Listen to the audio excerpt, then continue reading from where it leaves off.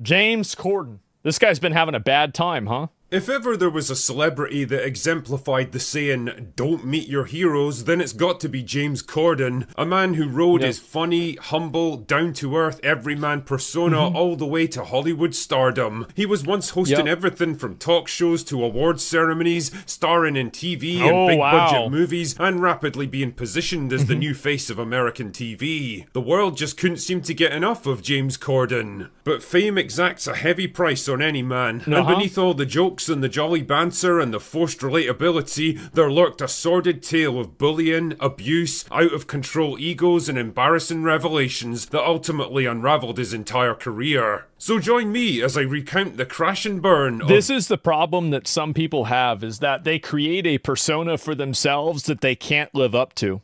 That's the problem. And you see streamers do this too, where the persona ends up cracking and it gets exposed, and now everybody hates them. The same thing happened with Ellen DeGeneres. It's like if the same stuff that Ellen DeGeneres had come out about her came out about Bill O'Reilly, everybody would be like, yeah, we knew that. Ellen DeGeneres? Yeah, exactly. But if you put out an image like this, I think that's what really confuses people. James Corden. James Kimberly Kimberly Corden was born in London in 1978, the son of a book salesman and a social worker. And by all accounts, his childhood was a pretty normal one. He didn't grow up in grinding poverty or obnoxious privilege, but instead had a standard working-class British upbringing that he'd later used to push himself as down-to-earth and relatable. Anyway, he soon developed an interest in acting and presenting and started getting small parts in British TV shows like Hollyoaks and Boys Unlimited. What can I say? The 90s were a wild time in British TV, man. He first gained mainstream attention with a starring role in Fat Friends, a drama about, you guessed it, Fat Friends? A bunch of fat people trying to lose weight. Damn, man, imagine daring to make a show like that nowadays. If you took the collective face of everybody at Reddit who was mad at, and you put it all in together into one person, this would basically be it. Anyway, it was here that he met fellow actor and writer Ruth Jones. The two hit it off immediately and soon hatched an idea for a new TV series about a young English guy who falls in love with a girl from Wales. A place which Mueller assures me is a real country, but I'm still not convinced. I don't know what Wales is. The show was called Gavin and Stacey. You've probably never heard of it in America, but it would go on to run for 3 seasons and become one of the most successful British comedies of the 2000s. Good job. What's interesting about it is that Corden and Jonesy's characters, Smithy and Nessa, ended up becoming way more popular than the actual stars of the show. With the success of Gavin and Stacey, the offers were now flowing in. A natural entertainer who could banter with the best of them, Corden soon found himself hosting everything from awards ceremonies to panel shows. James Corden was now officially a big deal. In the UK at least. The only question now was what to do next. His answer was to try to recapture the magic of Gavin and Stacey by branching out into other projects with his co-star Matthew Horn, ignoring the fact that it was Ruth Jones who was mostly responsible for the show's success, but whatever. Lesbian Vampire Killers, their first big movie together, was absolutely slated by critics and bombed at the box office, while their comedy sketch show Horn and Corden failed to explain why either of them had ever been considered funny. Strangely enough, Corden would quietly distance himself from young Matthew after that. Problems were also afoot behind the scenes. Corden's sudden rise to fame and success was doing what it does to many people. It was turning him into a fucking bellend. I think this is what happens for a lot of people because people aren't mentally programmed to handle the amount of feedback and attention that a person who's very popular gets.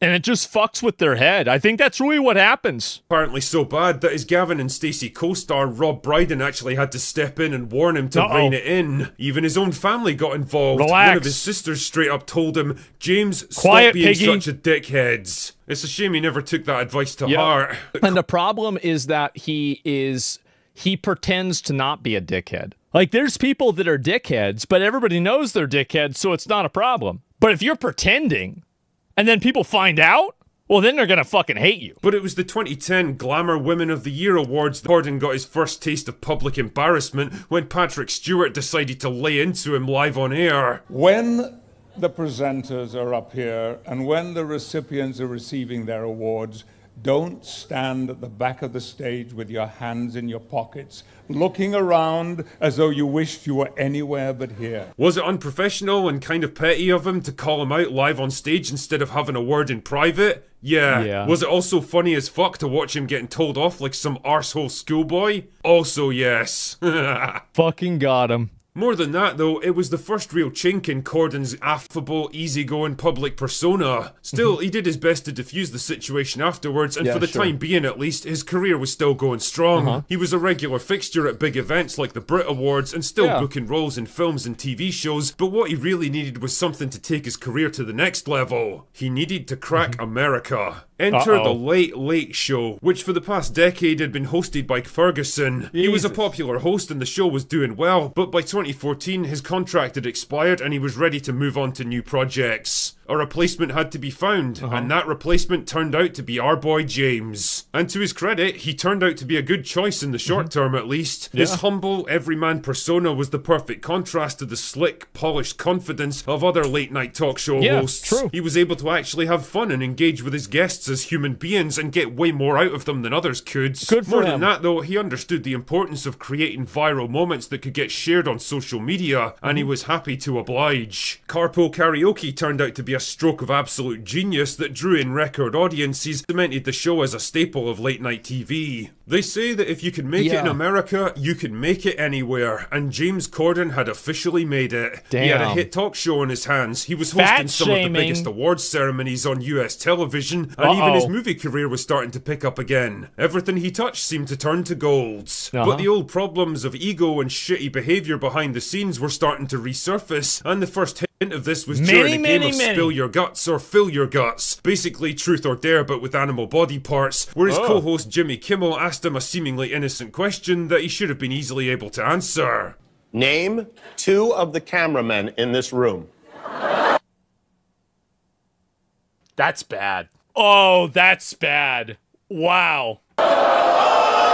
You know, it still blows my mind that his producers actually okayed this one. They must have known what would happen, they knew how it would make him look, and they still allowed it to go ahead. And you know what that makes me think? Is that this guy is an asshole behind the scenes, and they were thinking, oh good, we're gonna get him. Probably should tell you a lot about how he treated his own staff. Yep. Now that the cracks were appearing in his public persona, all kinds of damaging revelations were starting to leak through. Like during his disastrous Reddit AMA in 2018, where one of the top comments criticised him for acting like a twat in a London restaurant a few years earlier. Another commenter threw shade at his behaviour during the filming of A League of Their Own, a British sports show, and accused him of throwing tantrums, refusing to interact with fans, and basically acting like an arrogant prick who absolutely didn't want to be there. So he's just a fat retard. There's so many of those. It's such a problem. The thing is that, like, there are guys that are, like, just really, really nice and everybody likes them. Like, I'm trying to think. Like, I mean, there's nothing bad you ever hear about, like, Conan O'Brien, right? Like, basically never. It's the same as, like, some of these other people. Like, it's not impossible to be a nice guy celebrity, but it is impossible to pretend to be a nice guy celebrity. Well, I was thinking of late night show hosts. Obviously, Keanu Reeves, Henry Cavill, those are also really great examples, too. It's totally okay and totally possible to just be a nice guy celebrity, but you have to actually be a nice guy. You can't pretend, because eventually the act is going to wear off. That's it. New accusations seem to fit the same pattern of obnoxious, entitled bullying once the cameras stopped rolling, and things weren't much better on the movie front either. Cats ended up being pure nightmare fuel. One of the Fats. biggest critical disasters of the decade, and Corden himself caught most of the backlash for his unique performance. A drink it's at the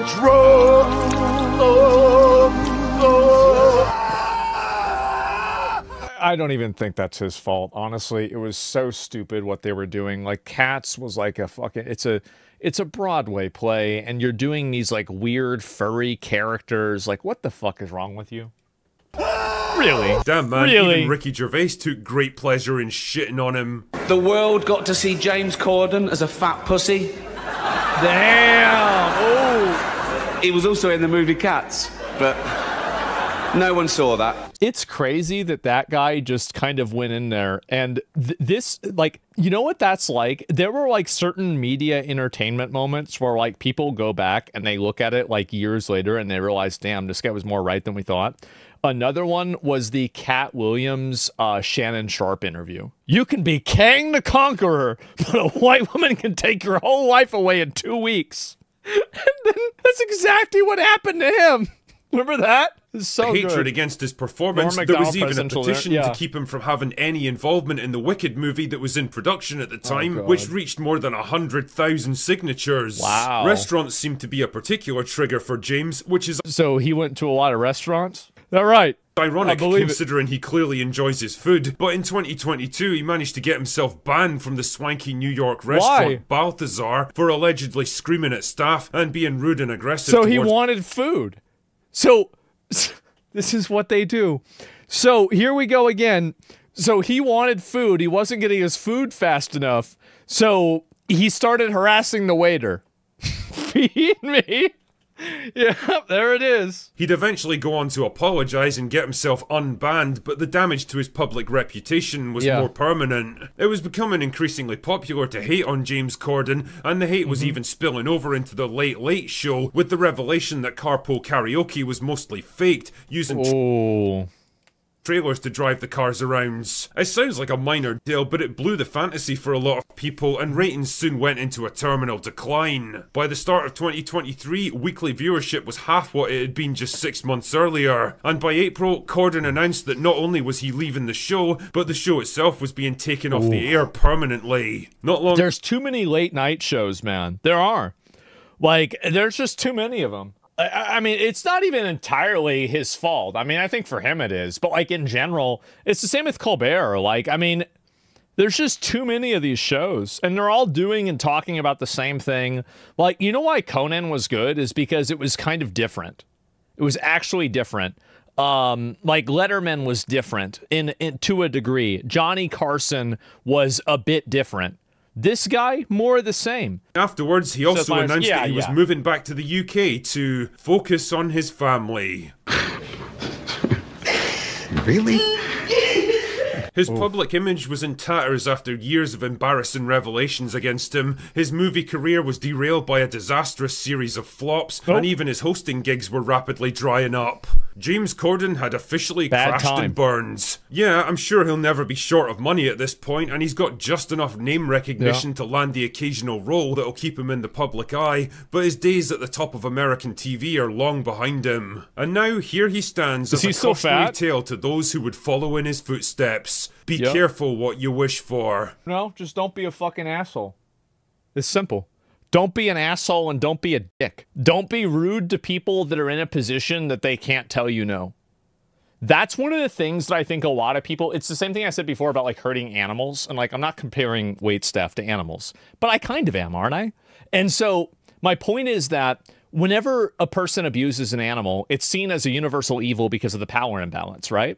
But the problem is that the same thing is the case with waitstaff and other forms of like low-income workers, is that whenever a person treats a person like that badly, it reflects badly on that person.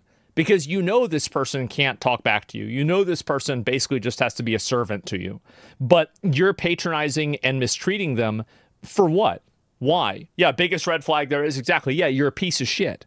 And everybody knows it. The people that do that are pieces of shit. They have lack of patience? No, it's more than that. It's way more than lack of patience. It's a philosophical stance. Yes. Well, it's a mining canary in the depths of a person's like personality.